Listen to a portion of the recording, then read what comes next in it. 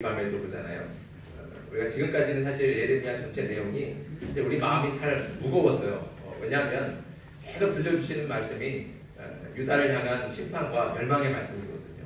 그 땅에 어떤 재앙이 임할지, 그 땅이 어떻게 멸망하게 될지, 이스라엘 백성들이, 유다 백성들이 어떤 고난을 당할지, 막 바벨론으로 끌려가고 이런 것들 그냥 들을 때마다 사실 마음이 무겁잖아요.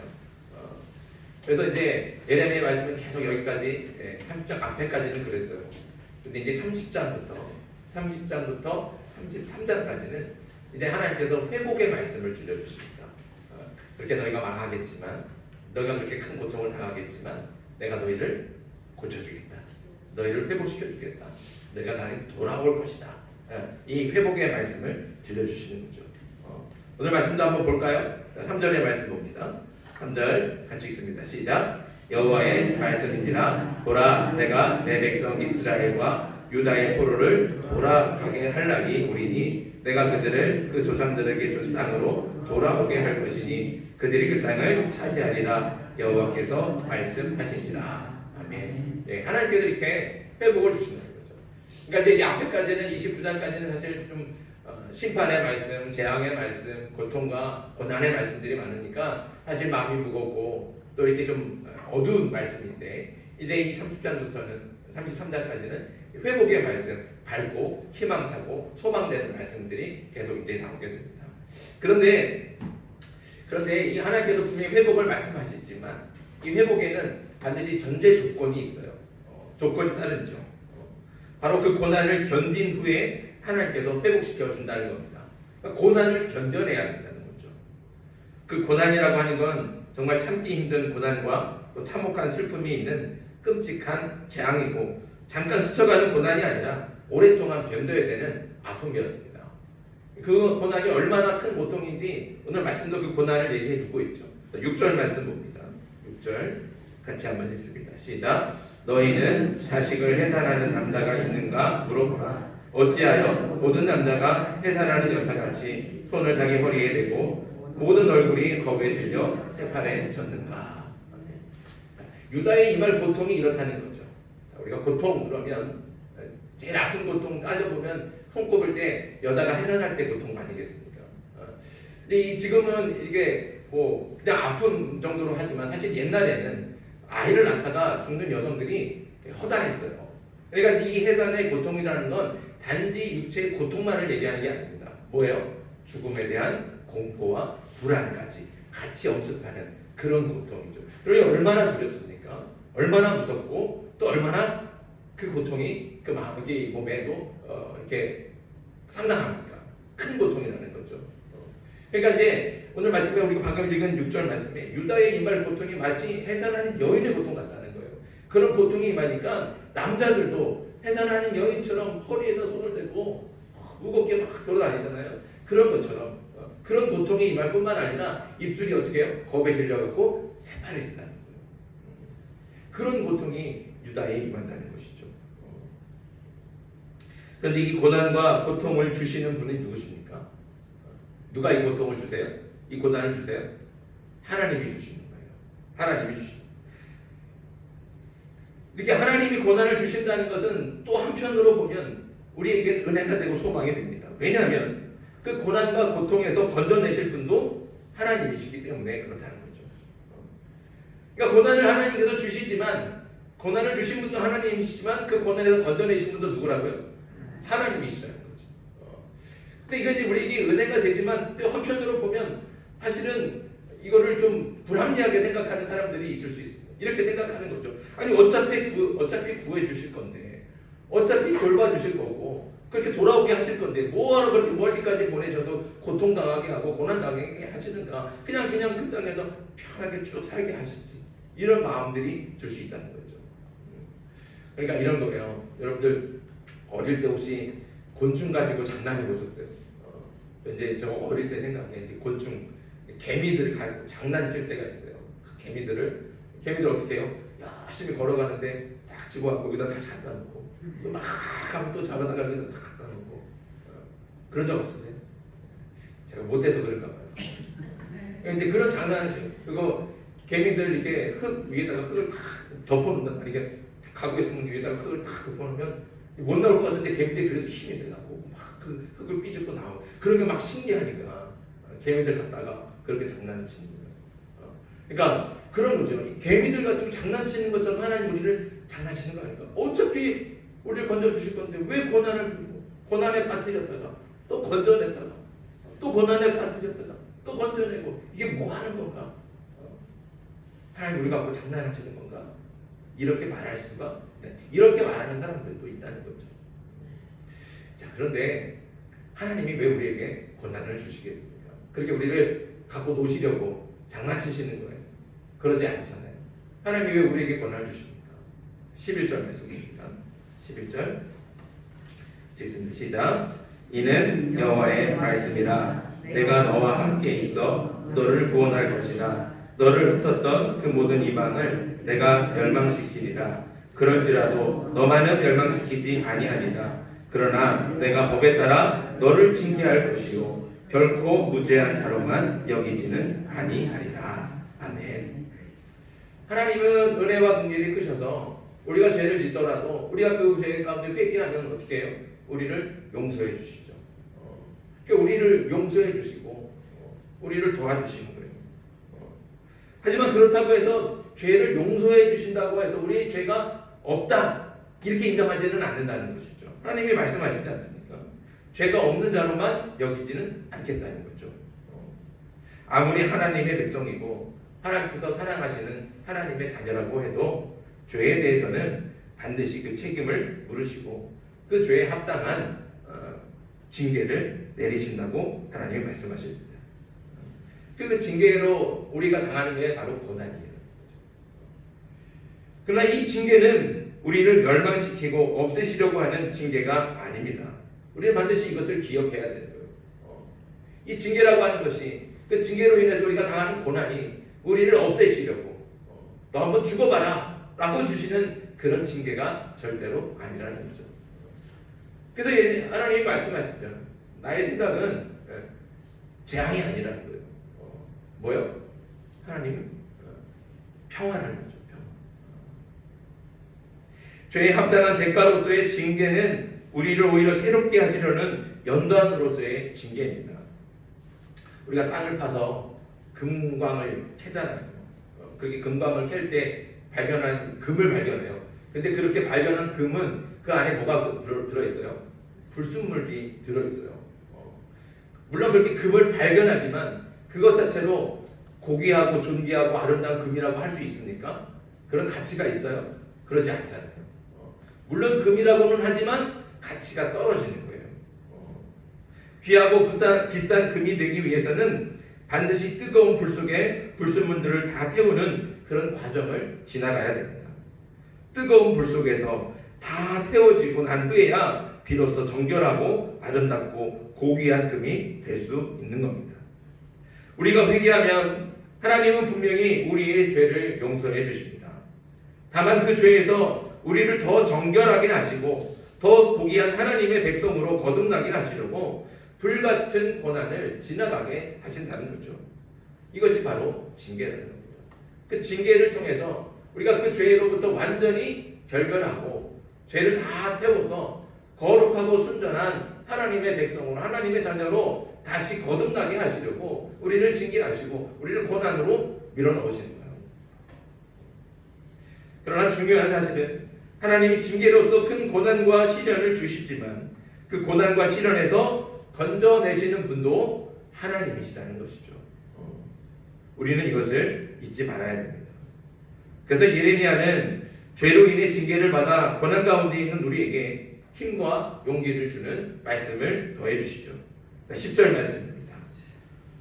10절 같이 읽습니다. 시작. 여호와의 말씀이니라. 그러므로 나의 종 야곱아 너는 두려워하지 말라. 이스라엘아 놀라지 말라. 내가 너를 먼 곳으로부터 구원하고 내 자손을 잡혀가 있는 땅에서 구원하리니 야곱이 돌아와서 태평과 안락을 누릴 것이며 두렵게 할 자가 없으리라. 아멘. 하나님이 말씀하죠. 하나님 뭐라고 말씀하세요? 야곱아 두려워하지 말아라. 놀라지 말아라. 내가 너를 구원해 주겠다. 내가 비록 너를 그 죄로 인해서 쇠초리로 때리고 너를 그렇게 무섭게 징계하겠지만 두려워하지 말아라. 걱정하지 말아라. 이 징계가 끝이 아니다.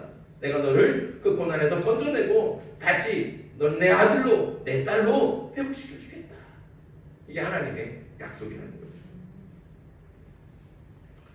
우리는 때때로 죄를 짓습니다. 또 그 죄 때문에 혹독한 징계를 받고 그 징계로서 큰 고난과 시련을 당할 때가 있죠. 하지만 그럴 때 너무 놀라지 마십시오. 그 징계는 우리를 완전히 멸하시고 없애시려고 하는 독이 아닙니다. 오히려 우리를 죄로부터 더 정결하게 하시고 더 아름답고 고귀한 정금으로 만지시려고 하는 하나님의 은혜인 줄 믿습니다. 그러니 아무리 혹독한 고난과 시련을 만나고 또 참기 힘든 고난을 당할 때도 두려워하지 않기를 바랍니다. 놀라지 않기를 바랍니다. 고난을 당할 때 왜 나한테 이런 고난이 오나? 하나님 나를 잊어버리신 건가? 나를 버리신 건가? 내가 무슨 죄가 있다고? 이렇게 하면서 놀라고 두려워하지 말라는 거예요. 그 고난을 어떻게 해요? 은혜로 받아요. 아, 하나님이 나를 더 정결하게 만드시려는구나. 나를 더 순결한 금으로 만드시려고 단련하시는구나. 이렇게 믿고 고백하면 그 고난도 어떻게 해요? 은혜로 받아들일 수 있어요. 그러니까 때때로 우리가 고난을 당하고 시련을 당할 때 놀라지 않기를 바랍니다.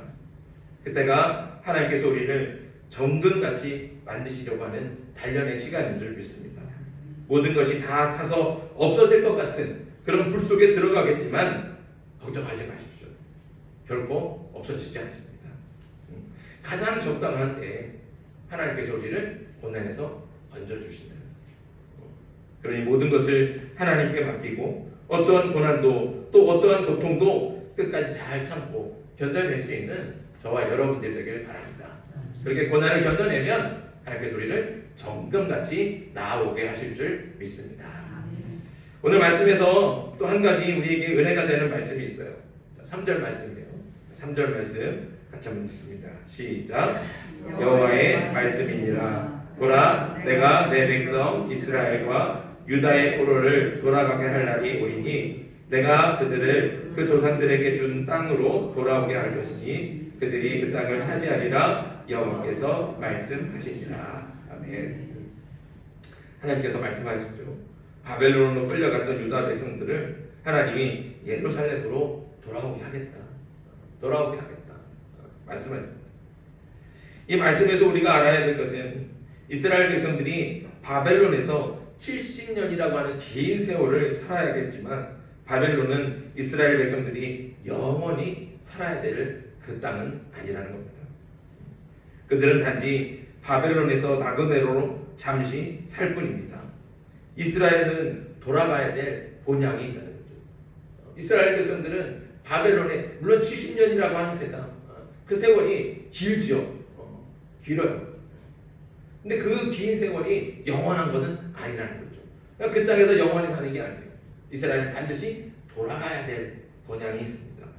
그 본향은 하나님께서 일찍이 그들의 조상들에게 주셨던 가나안 땅이죠.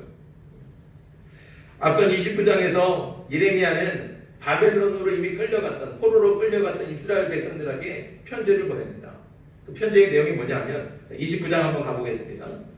29장 넘겨서 29장 5절, 6절, 7절 말씀 29장 5절, 6절, 7절 같이 읽습니다. 시작. 너희는 집을 짓고 거기에 살며 텃밭을 만들고 그 열매를 먹으라. 아내를 맞이하여 자녀를 낳으며 너희 아들이 아내를 맞이하며 너희 딸이 남편을 맞아 그들로 자녀를 낳게 하여 너희가 거기에서 번성하고 줄어들지 아니하게 하라. 너희는 내가 사로잡혀 가게 한 그 성읍의 평안을 구하고 그를 위하여 여호와께 기도하라. 이는 그 성읍이 평안함으로 너희도 평안할 것이리라. 아멘. 이게 바벨론으로 끌려간 이스라엘 백성들한테 유다 백성들한테 예레미야가 보낸 편지의 내용입니다. 예레미야가 뭐라고 얘기해요? 너희 바벨론으로 끌려갔지만 이제 고향 생각 너무 거기 때문에 아파하고 슬퍼하고 걱정하지 말고 그 땅에서 잘 살아라. 집도 짓고 농사도 짓고 결혼도 하고 애도 낳고 절대로 너희 민족이 줄어들지 않게 해라. 너희가 바벨론 성에 살지만 그 성을 위해서 기도해라. 그 성이 평안할 수 있도록. 그래야 너희가 평안할 수 있다. 너희는 끝까지 평안하게 잘 지내라. 이게 예레미야가 보낸 편지 내용이라는 거죠. 그러나 이렇게 바벨론에서 평안히 살라고 예레미야가 하는 말은 너희는 이제 돌아올 수 없으니까, 근데 너희는 영원히 돌아오지 못하니까 그 땅을 하나님의 땅으로 생각하고 그 땅에서 그냥 영원히 살 생각으로 그렇게 살아가라 라고 그렇게 그런 의미로 하는 말인가요? 그렇지 않다는 거죠.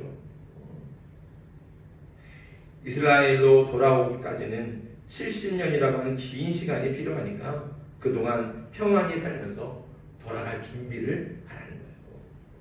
그런 뜻입니다.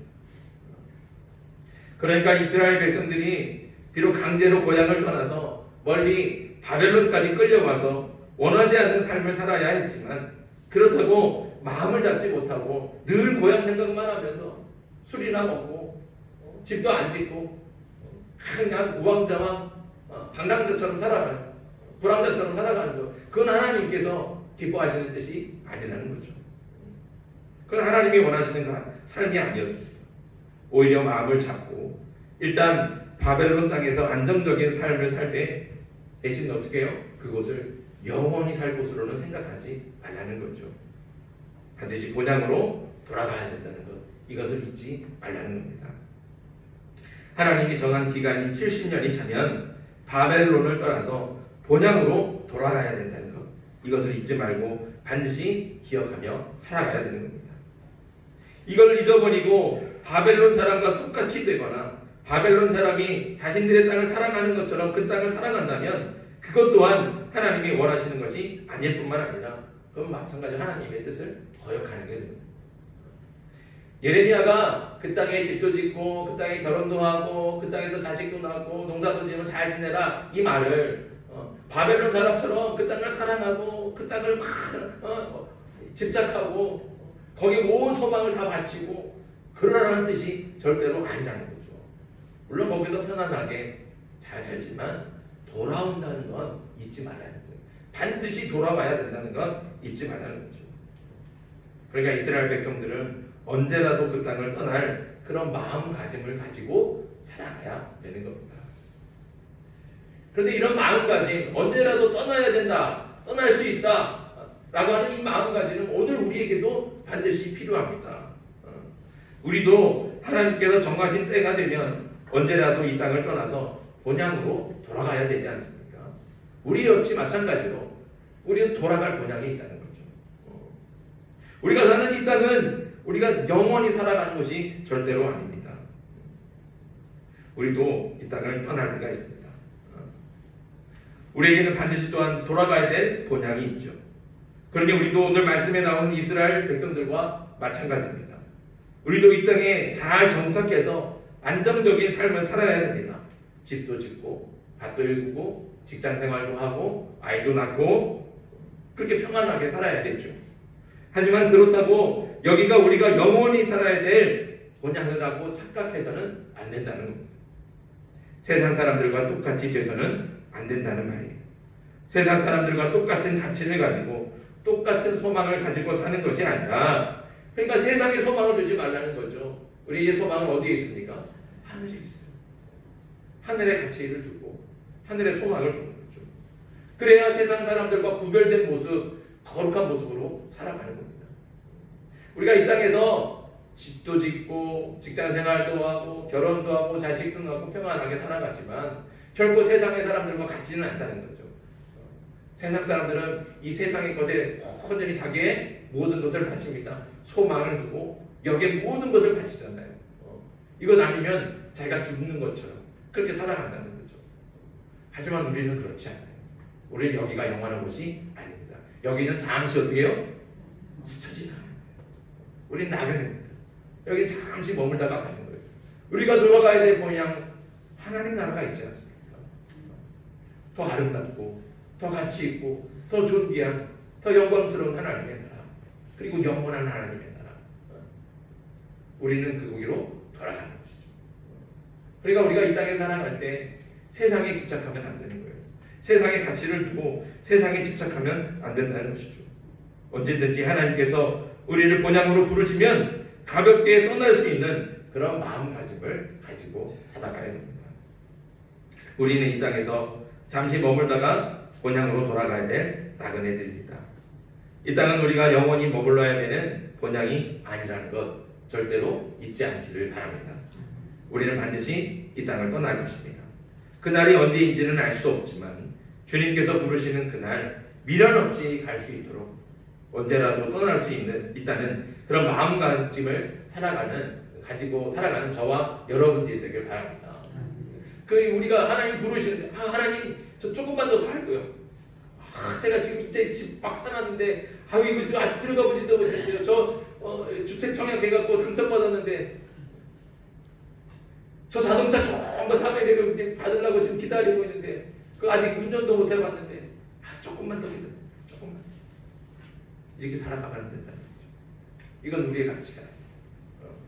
하나님 부르시면 언제라도 내려놓고 갈 수 있게. 뭐가 아깝습니까?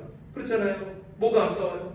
하나님 나라에 가면 더 귀한 것들이, 더 아름다운 것들이, 영원한 것들이 우리를 기다리고 있는데 이 땅에 다 썩어 없어질 것, 아무리 좋아 보여도 이 땅의 것은 영원하지 않잖아요.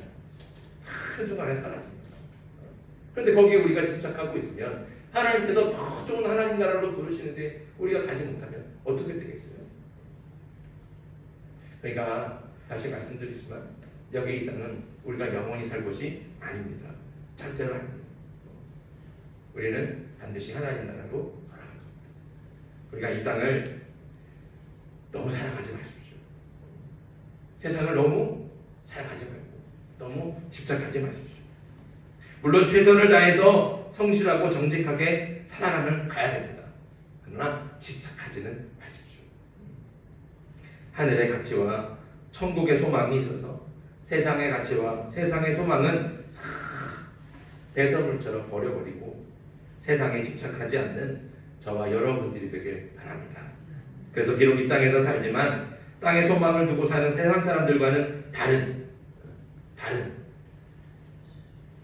모양은 비슷하죠. 우리도 열심히 살아가요. 정직하게 최선을 다해 살아가요. 똑같이 살아가는 것 같지만 우리는 가치가 달라요. 가치가. 세상 사람들은 세상의 물질과 지위와 성공, 출세가 최고의 가치죠. 우리는 거기에 가치가 있잖아요. 우리는 하나님 나라가 최고 가치 아닙니까? 우리가 여기서 최선을 다해서 정직하고 성실하게 살아가지만 결코 집착하지 않으려면 세상의 가치를 두면 안 돼요. 소망을 두면 안 돼요. 우리의 소망은 하늘에 두는 겁니다. 하늘의 가치를 가지고 그렇게 세상 사람들과 구별된 거룩한 삶을 살 때 하나님께서 부르시면 언제든지 미련 없이 떠날 수 있게 될 줄 믿습니다. 저와 여러분들이 그렇게 세상에 집착하지 않고 하늘의 가치를 두고 소망을 두면서 언제라도 하나님께서 부르실 때 미련 없이 떠날 수 있는 그런 하나님의 사람들이 되게 주님의 이름으로 축복합니다. 주신 말씀 이제 생각하면서 기도하겠습니다. 두 가지 기도 제목 가지고 기도해요. 첫째는 하나님의 징계가 정금같이 만드시려는 하나님의 은혜라는 것을 알게 해주시고 어떠한 고난이라도 잘 참고 견디게 해 주시옵소서. 두 번째는 돌아갈 본향이 있다는 것, 이것을 믿게 해 주시옵소서. 그래서 이 땅에서 살지만 세상에 집착하지 않고 세상과 구별된 천국 백성, 하나님 나라의 백성으로 살게 해 주시옵소서.